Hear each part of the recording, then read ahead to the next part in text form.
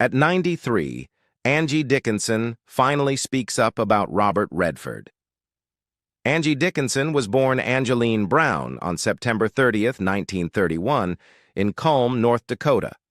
Rose from humble beginnings in a small Midwestern town to become one of Hollywood's most glamorous and versatile leading ladies. Her early life was far from the spotlight. She was the daughter of Frederica and Leo Henry Brown, who were of German descent. Growing up during the Great Depression, Angie developed a strong work ethic and a determination that would later define her long and celebrated career. After moving with her family to Burbank, California, she attended Immaculate Heart College and later Glendale College, where her beauty, charm, and intelligence helped her stand out. Initially, she dreamed of becoming a writer or working behind the scenes, but fate drew her toward the world of entertainment. Her entry into acting came almost unexpectedly when she participated in a beauty pageant in the early 1950s and caught the attention of casting directors. With her stunning looks, smoky voice, and magnetic screen presence, she soon began landing small roles in television and film. Angie worked tirelessly during her early years, appearing in popular anthology TV shows and westerns. By the mid-1950s, she was working alongside some of Hollywood's biggest stars, which helped her gain both experience and confidence. Her breakout role came in Howard Hawks' Western classic Rio Bravo, 1959, where she starred opposite John Wayne, Dean Martin, and Ricky Nelson. Angie's portrayal of the tough yet tender saloon girl, Feathers, made her a household name and proved that she could hold her own against some of the most dominant male stars of the era. Throughout the 1960s, Angie Dickinson became one of the most sought-after actresses in Hollywood. She had an innate ability to switch effortlessly between genres, starring in westerns, crime dramas, thrillers, and glamorous romances. Her performances were praised for their depth as she balanced elegance with emotional vulnerability. Some of her most memorable appearances included Ocean's 11, 1960, with Frank Sinatra and the Rat Pack, and a series of high-profile thrillers and dramas that showcased her ability to bring sophistication and strength to the screen. Beyond her acting, Angie became an emblem of Hollywood style, gracing magazine covers and attending red carpet events that solidified her status as both a movie star and a fashion icon. The 1960s and 1970s marked the peak of Dickinson's career. She became a fixture in both movies and television, working with some of the biggest stars of the era. She appeared in films such as Ocean's 11, 1960, alongside Frank Sinatra and the Rat Pack, which introduced her to an entirely new audience and expanded her reputation as both glamorous and capable of holding her own among Hollywood's elite. Other notable roles included appearances in The Killers, 1964, Point Blank, 1967, and Big Bad Mama, 1974, where she displayed an adventurous and daring side, unafraid to take on roles that pushed boundaries for women in film at the time. Her versatility allowed her to seamlessly transition between genres, from westerns to crime dramas to comedies, while maintaining her unique screen presence. Her career reached new heights in the 1970s when she took on the groundbreaking role of Sergeant Suzanne Pepper Anderson in the hit television series Policewoman, 1974 to 1978. This role was revolutionary at the time, as it placed a female character in the traditionally male-dominated world of law enforcement dramas. Angie's portrayal of Pepper was both glamorous and tough, blending beauty with intelligence and courage, and it resonated deeply with audiences. The show not only earned her critical acclaim, but also paved the way for more female-led television series in the years that followed. For her performance, Dickinson received Golden Globe Awards and nominations, and she became a role model for many women who admired her strength and independence.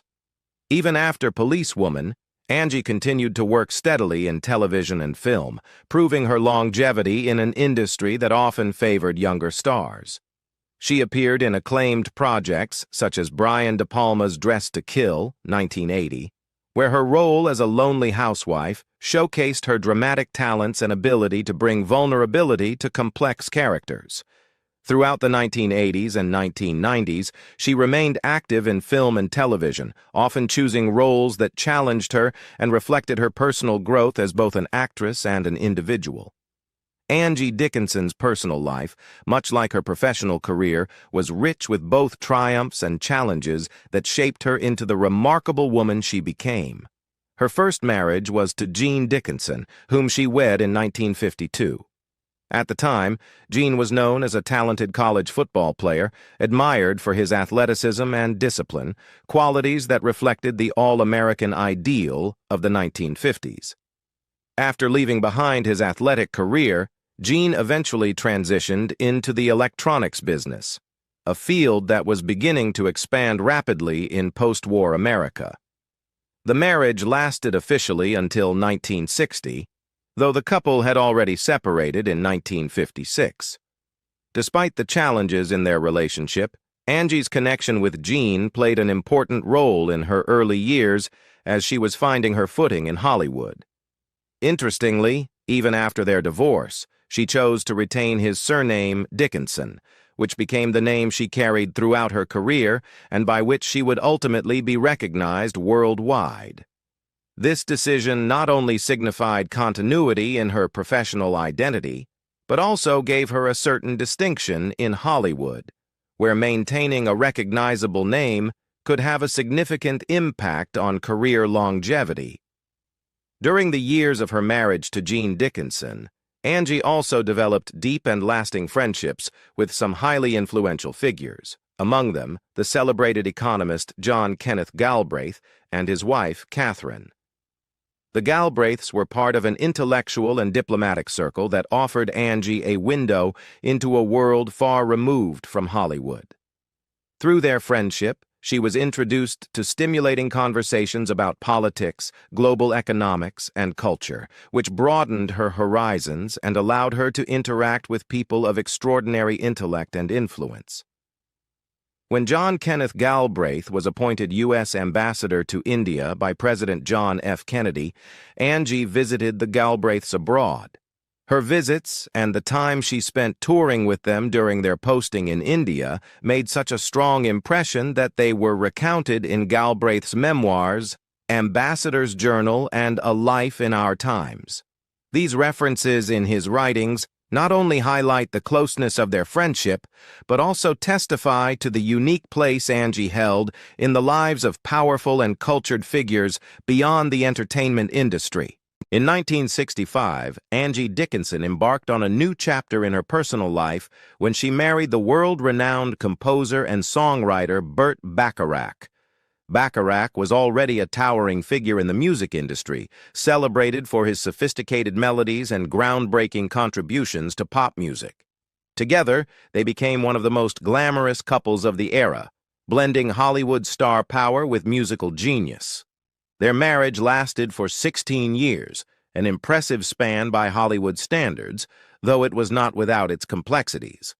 In the later years of their relationship, they endured a period of separation, during which both explored other relationships, while still maintaining a bond that ultimately brought them back together for a time. This reflected the complicated dynamics of two ambitious and creative individuals trying to balance personal life with demanding careers in the spotlight. A defining moment in their marriage came on July 12, 1966, when Angie gave birth to their only child, a daughter named Nikki. From an early age, Nikki faced significant challenges as she was diagnosed with autism at a time when the condition was far less understood or supported than it is today. Angie and Burt devoted themselves to caring for Nikki, adjusting their lives and careers to provide her with the love and attention she needed. Despite their dedication, Nikki's struggles were profound and lifelong. Tragically, on January 4, 2007, she died by suicide at the age of 40. Her loss was a devastating blow to both of her parents and left a lasting mark on Angie, who had always been an outspoken advocate for her daughter and had worked tirelessly to give her the best life possible under very difficult circumstances. Burt Bacharach himself lived a long and extraordinary life, continuing to compose, perform, and influence the world of music for decades after his marriage to Angie ended. He passed away in 2023 at the age of 94, closing the chapter on a life that had touched millions through music. For Angie Dickinson, her marriages to Jean Dickinson and Burt Bacharach, along with her role as a mother to Nicky, represent some of the most defining elements of her personal journey, chapters filled with love, friendship, heartbreak, resilience, and the enduring grace with which she carried both her public and private struggles. At 93 years old, Angie Dickinson has lived through nearly a century of Hollywood's most dazzling highs and its darkest lows, and after decades of keeping her thoughts private, she has finally spoken out about Robert Redford following his passing. On September 16, 2025, Robert Redford, the legendary actor, director, and founder of the Sundance Film Festival, died peacefully in his sleep at his home in Sundance, Utah, at the age of 89. The news reverberated throughout the entertainment world, stirring memories of his extraordinary career and the profound impact he left on generations of audiences. For Angie Dickinson, however, the loss was personal in a way few people realized. She and Redford had crossed paths repeatedly over the years, both as colleagues in the business and as friends who admired one another from a respectful distance. When asked about her thoughts on Redford's passing, Dickinson took her time before responding, her voice steady but touched with the weight of memory.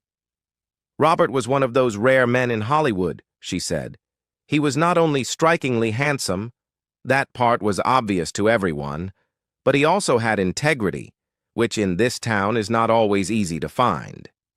He believed in doing things his own way, and he never let the studios or the press change who he really was." For Dickinson, who herself had fought for meaningful roles in an industry that often limited women to stereotypes, Redford's independence and refusal to conform set him apart from many of their peers. She recalled their early encounters in the 1960s, when both were climbing toward stardom. "I remember seeing him when he was still this young, almost shy actor," Dickinson noted. "He wasn't the Robert Redford the whole world would later know. But even then, he had that spark.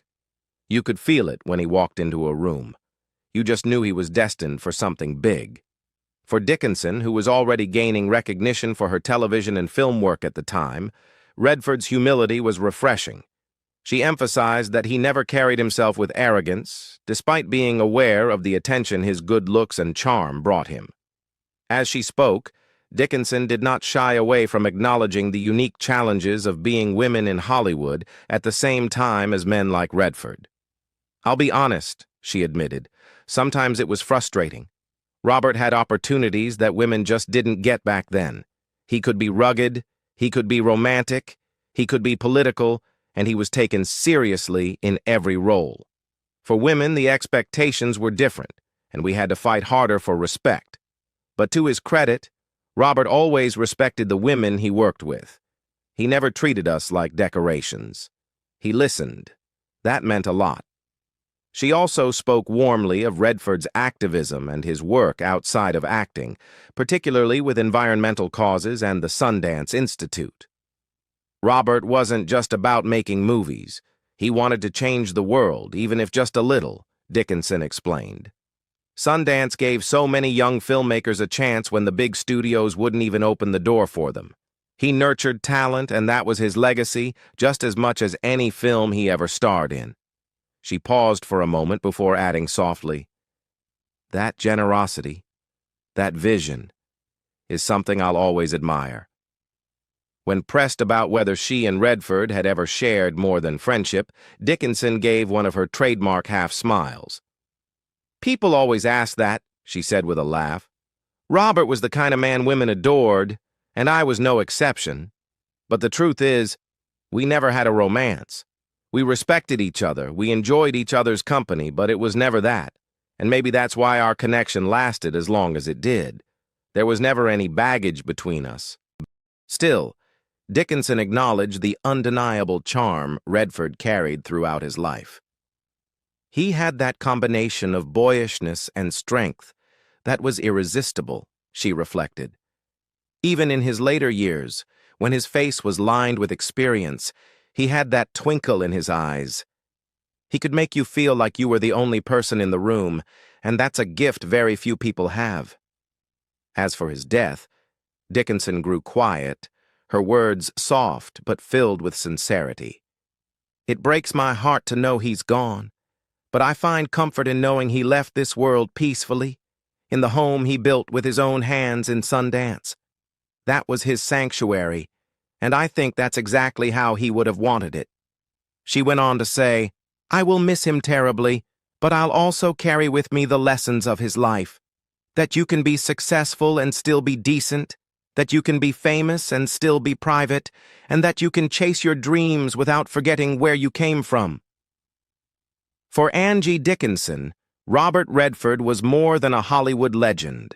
He was a friend, a role model, and a symbol of the kind of authenticity she always cherished. At 93, reflecting on a lifetime of memories and milestones, she concluded her remarks with one last thought. Robert was the real thing. They don't make them like him anymore, and the world feels a little emptier without him.